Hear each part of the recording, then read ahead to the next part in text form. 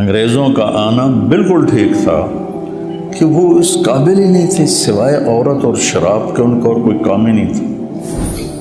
یہ مسلمان راجوں کا حال تھا تو سکھ راجے، غیر ہندو راجے، ان کا کیا حال تھا؟ سب عورت کے پیچھے، شراب کے پیچھے، گانے بجانے کے پیچھے، بالکل نااہل، اتنے بے حس ہو چکے تھے مقامی لوگ۔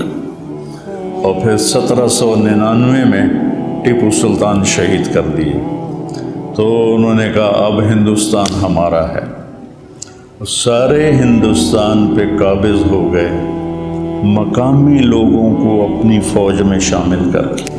ٹیپو سلطان پہ جب حملہ کیا تو حیدرآباد کا نظام کم بخت انگریز فوج کے ساتھ مل کے ٹیپو پہ حملہ آور ہوا۔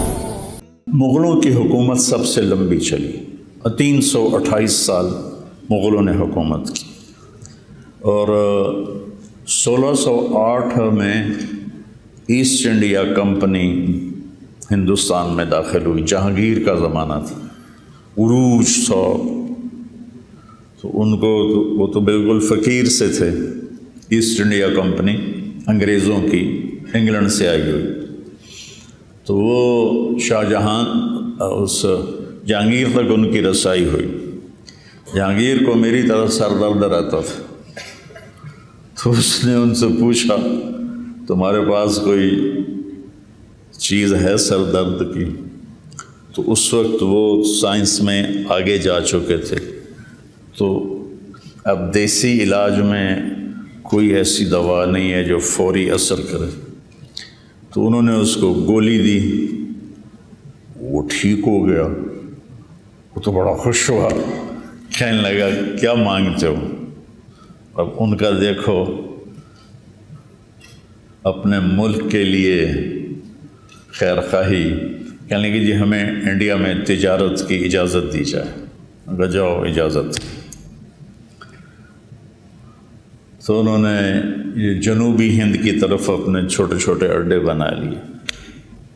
شاہ جہان کے دربار میں وہ آئے تو شاہ جہان سے مل کر نکلے تو شاہ جہان کے وزیر نے کہا مجھے ان کی آنکھوں میں مکر و فریب نظر آتا ہے، ان کو ہندوستان سے نکال دو۔ تو شاہ جہان کہنے لگا کیا پدی کا شوربہ، ان کی حیثیت ہی کیا ہے، ان کا ہونا نہ ہونا ہمارے لیے برابر ہے۔ تو بعد میں پتہ چلا وہ پورا ہندوستان ہی کھا گئے۔ تو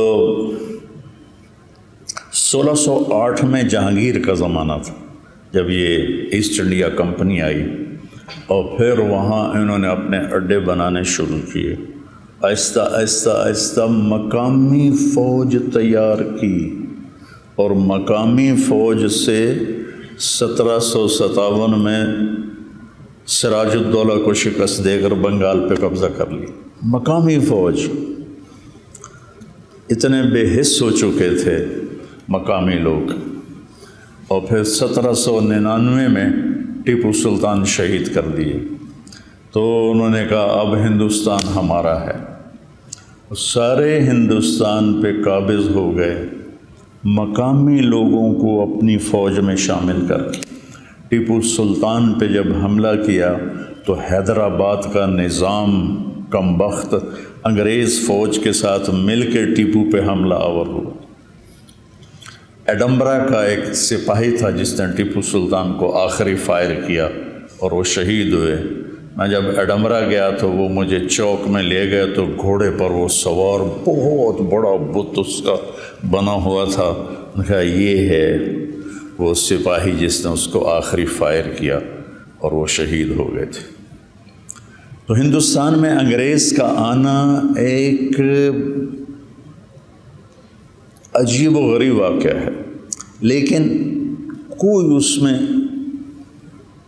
دوسری رائے نہیں ہے کہ ہندوستان اس وقت بڑھ چکا تھا اور راجے مہاراجے حکومت کے قابل نہیں تھے۔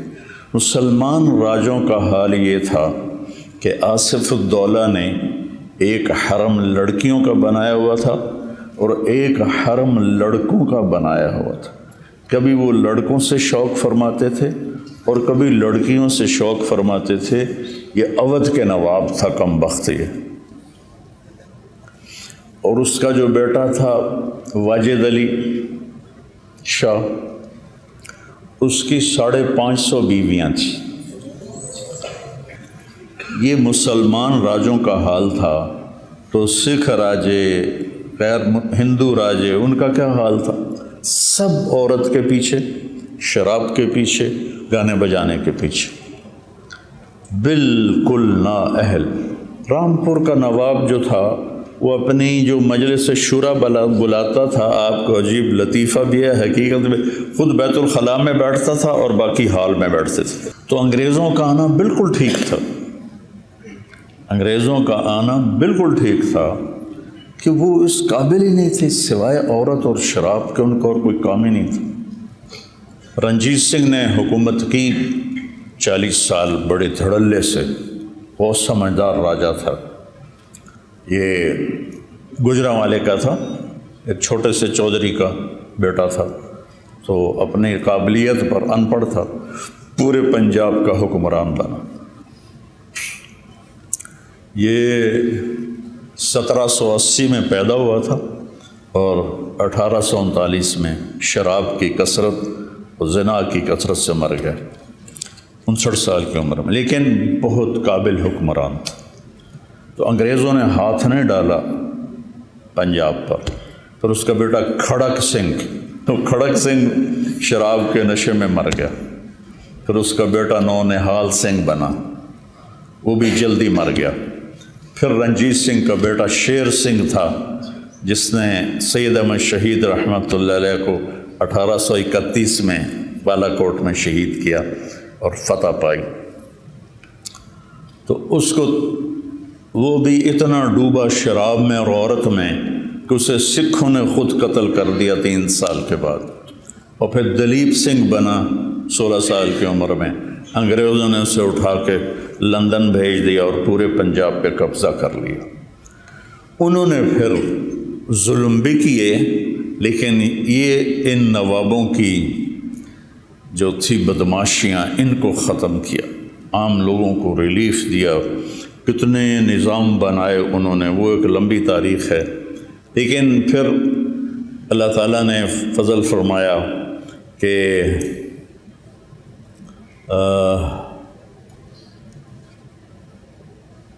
1906 میں مسلم لیگ کی بنیاد رکھی گئی۔ 30 دسمبر 1906 نواب سلیم اللہ صاحب ڈھاکہ، یہ نواب خاندان تھا،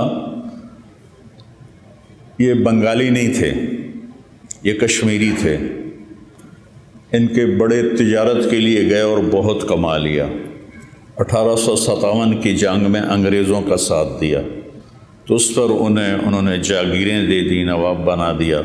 اس کے آخری نواب تھے سلیم اللہ خان صاحب، جو 43 سال کی عمر میں فوت ہو گئے۔ انہوں نے اپنے محل میں 1906 میں 30 دسمبر مسلم لیگ کی بنیاد رکھی۔ پاکستان کا پہلا پتھر وہاں رکھا گیا۔ مسلم لیگ کی بنیاد رکھتے ہوئے کسی کے خواب و خیال میں نہیں تھا کہ آگے چل کے یہ پاکستان کے وجود کا ذریعہ بنیں گے۔ صرف یہ جد و جہد تھی کہ مسلمانوں کو اکٹھا کیا جائے اور انگریزوں کے خلاف کوئی محاذ بنایا جائے۔ تو چلتے نواب سلیم اللہ جوانی میں فوت ہو گئے، نوابی ٹائٹل ختم ہو گیا۔ اس کے بعد کون اس کے بنے جو مجھے نہ یاد ہے، نہ مجھے پڑھا ہوا یاد ہے، لیکن علامہ اقبال رحمۃ اللہ علیہ نے ریاست پاکستان کا تصور پیش کیا کہ ایک ریاست ہونی چاہیے مسلمانوں کے لیے الگ۔ 1930 میں الہ آباد میں ایک جلسہ تھا، اس میں اقبال رحمۃ اللہ علیہ نے بطور پیغام جو انہوں نے اپنی شاعری میں پیغام دیا، وہ 14 صدی میں کوئی شاعر ایسا نہیں پیدا، 14 صدی میں کوئی ایسا شاعر پیدا نہیں ہوا کہ جس نے پیغام دیا ہو۔ آپ کو عجیب بات سناؤں، 96 میں ہماری جماعت انڈونیشیا گئی، جنرل حبیبی اس وقت وہاں صدر تھا، تو میں تو نہیں گیا لیکن دوسرے ہمارے کچھ بزرگ اس کو ملنے کے لیے گئے، مسیح الزمان صاحب رحمۃ اللہ علیہ اور کچھ اور ایسے۔ تو وہ کہنے لگا کہ آپ کو پتہ ہے ہم نے تحریک آزادی کیسے چلائی؟ ان کا جی آپ بتائیں۔ کہ اقبال کی شاعری اور آپ کے قائد محمد علی جناح رحمۃ اللہ علیہ کی تقریریں، ان کا ہم نے انڈونیشی زبان میں ترجمہ کر کے اپنے نوجوانوں کو ابھارا، اور ہم آزاد ہوئے پرتگال وہاں تھا، لیکن ہم جانتے نہیں اقبال کون ہے۔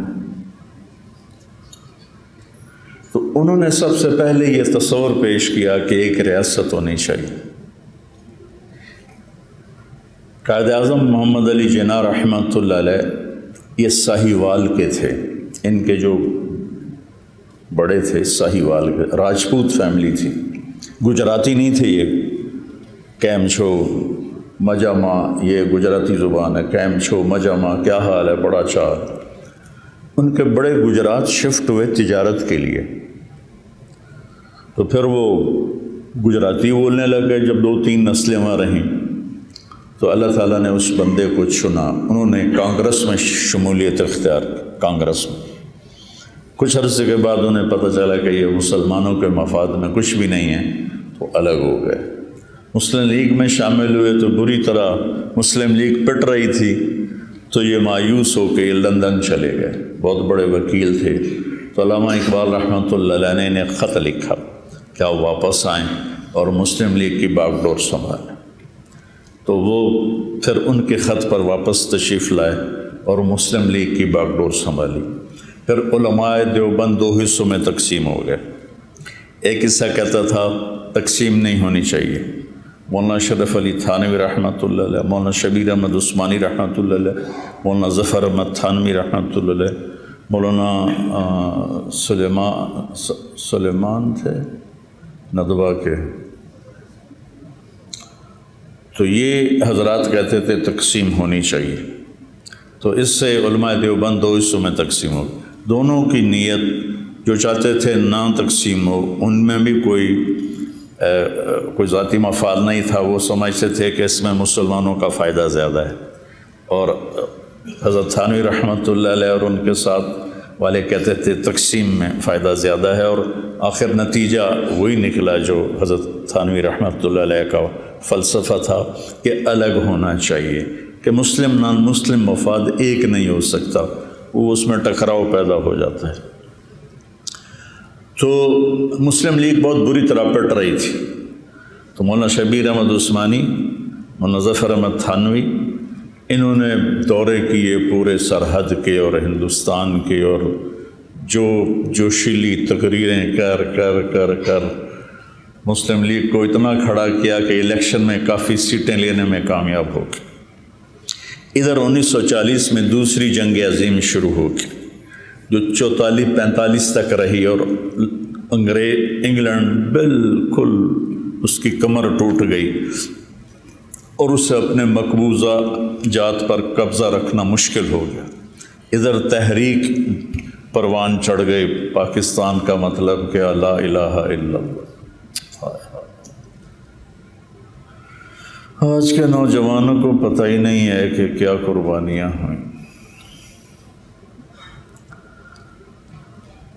تو آخر کار انگریزوں کو ہارنا بھی پڑا اور وہ مجبور بھی ہو گئے تھے، دونوں چیزیں تھیں، قبضہ رکھ نہیں سکتے تھے، سارا کچھ برباد ہوا پڑا تھا، اور ادھر مسلمانوں میں بھی ایک جوش اور تحریک اٹھی ہوئی تھی، ہندوؤں میں بھی اٹھی ہوئی تھی۔ تو پھر اللہ تعالیٰ نے محمد علی جناح رحمۃ اللہ علیہ، بہت بڑے ہمارے محسن ہیں، بڑے عظیم انسان تھے، مقدر کی بات ہے انہیں حکومت کرنے کا موقع ہی نہ مل سکا۔ 47 میں آزاد ہوا، 48 میں انتقال ہو گیا، ٹی بی کے مریض تھے 72 سال کی عمر میں۔ اس کے بعد پھر ایک لائن لگ گئی، ایک دکھ بھری داستان ہے، ایک درد بھرا افسانہ ہے، جگر سوز بھی ہے، دل خراش بھی ہے، کہ قربانیوں کو رائے گاں کر دیا، 6 لاکھ لوگ ذبح ہوئے، 6 لاکھ، 1.5 کروڑ لوگ ہجرت کرنے پر مجبور ہوئے،